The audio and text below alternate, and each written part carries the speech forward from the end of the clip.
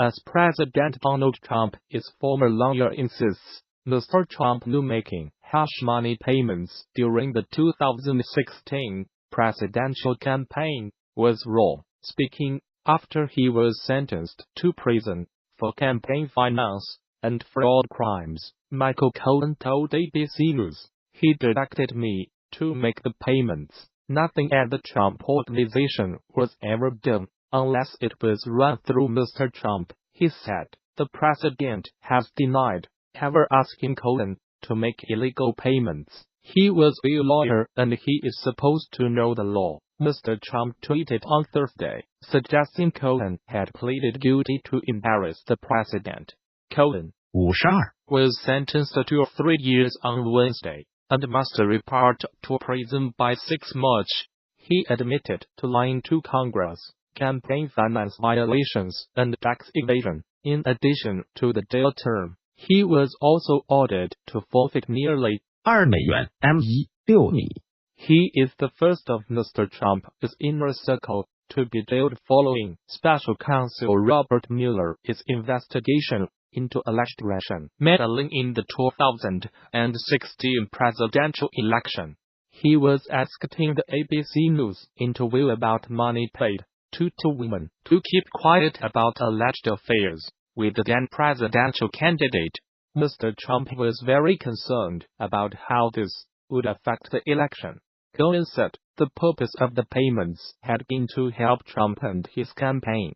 He added, "People of the United States of America, people of the world, do not believe what he is saying." Cohen continued, "The man does not tell the truth, and it is sad that I should take responsibility for his dirty deeds." The sentencing was related to 2 separate cases brought by the Southern District of New York and the Mueller investigation. Cohen pleaded guilty to campaign finance violations for his role in making hush money payments regarding the two women, porn actress Stormy Daniels and former Playboy model Karen McDougal. He confessed to making a $130,000 payment to Ms. Daniels and arranging for a $150,000 payment to Ms. McDougal.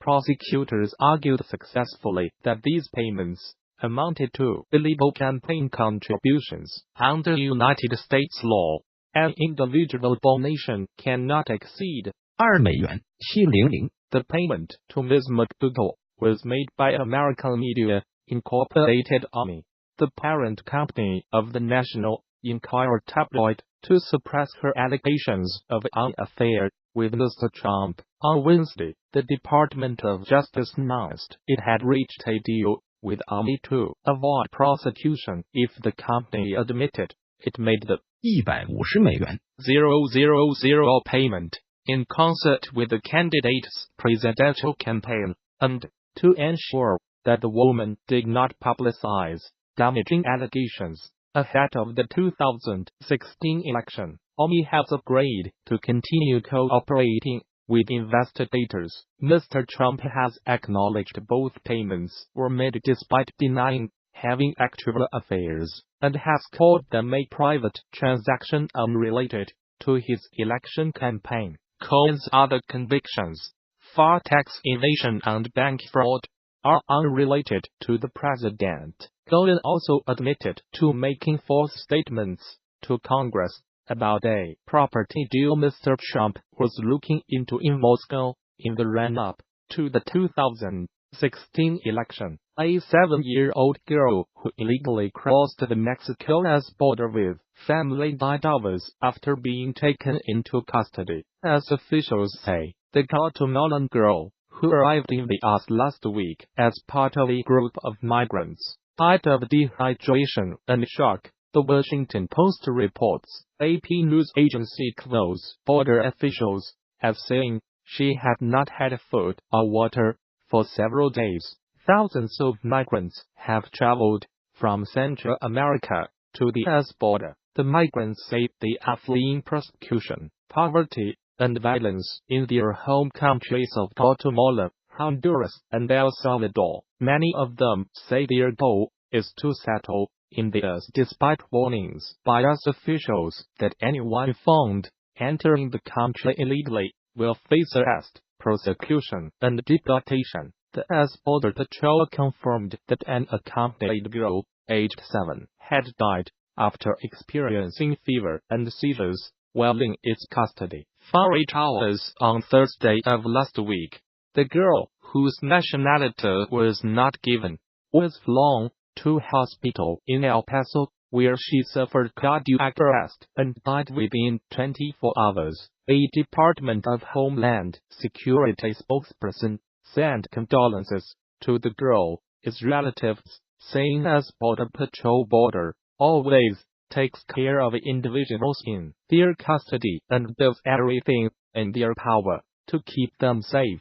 Unfortunately, despite our best efforts and the best efforts of the medical team treating the child, we were unable to stop this tragedy from occurring, the spokesperson added. Once again, we are begging parents to not put themselves or their children at risk attempting to enter illegally.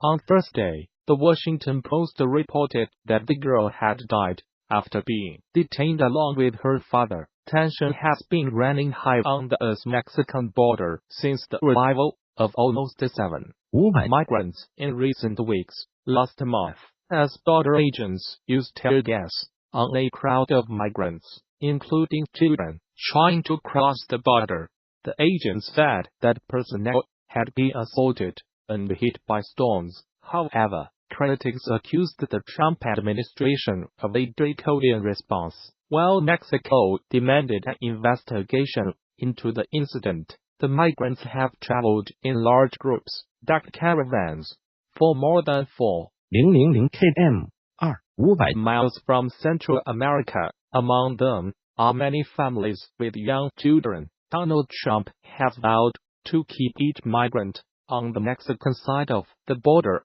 until courts have decided their cases, meaning some face a long wait. They have been spending time in temporary shelters in the Mexican border city of Tijuana and New Mexicali. 180千米 To the east, Spanish law will be toughened to define any non-consensual sexual act as assault or rape instead of sexual abuse. Experts have decided. A panel of legal experts was set up by the government after protests when 5 men were cleared of raping a teenage woman. Judges ruled that the so-called wolf pack gang had not assaulted her. The panel will recommend that the maximum jail term for rape should remain 15 years. Spanish media report. The proposal is still being worked on. On 5 December, judges in the northern Navarre region upheld the decision to clear the 5 men in the case known as La Molotov Wolf Pack because of the name of the WhatsApp chat group used by some of the men to share video of the attack. The case will now go to the Supreme Court. According to their ruling, the subject-year-old woman was not assaulted, as no intimidation or violence was involved. The man had unprotected sex with her in a basement during Pamplona's Bull Running Festival in July 2016. Under the current law, proof of violence or intimidation has to be presented for a case to be treated as rape.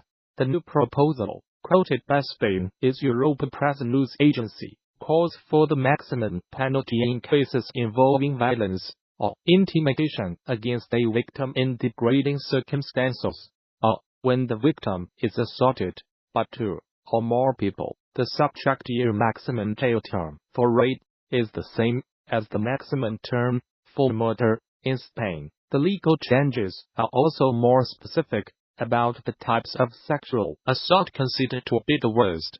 They include cases where a victim is especially vulnerable, for example assaulted by a parent, or other authority figure, or where a weapon is used against the victim.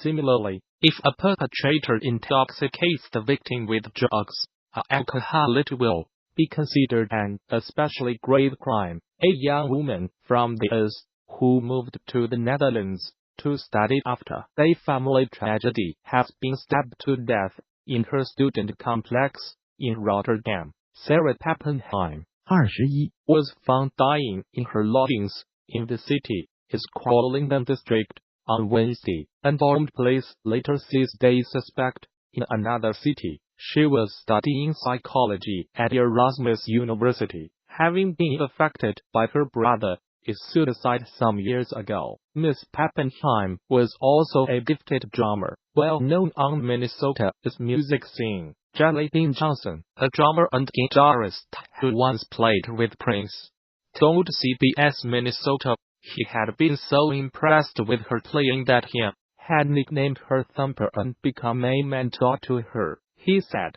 he was still numb over the death of a great spirit. As other people paid tribute on Facebook, Miss Pappenheim, who lost her brother, George 3 years ago when he was 21, had been living in the Netherlands for 2 years when the attack happened.